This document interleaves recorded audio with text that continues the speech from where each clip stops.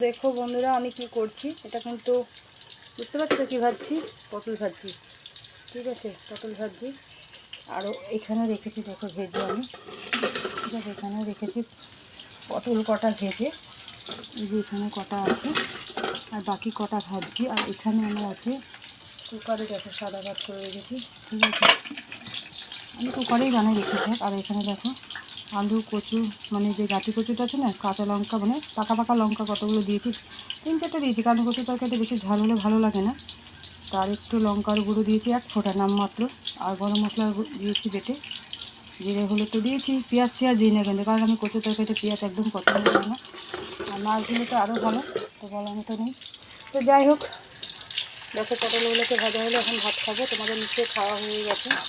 তো কালকে মার মন্দিরে গেলাম, প্রচুর প্রচুর প্রচুর ভালো লেগেছে। হ্যাঁ, তো মার শক্তির দ্বারাই উঠেছি। 4 ঘন্টা ধরে হেঁটেছি, কাছাকাছি 4 ঘন্টার কাছাকাছি হবে। তো প্রচুর প্রচুর মানুষ, তো তোমরা চাইলে আসতে পারবে। সব ভগবানের শক্তি, মার শক্তি, কামাখ্যা মা। তো বন্ধুরা তোমরা চাইলে তোমরা এসেও ঘুরে যেতে পারো।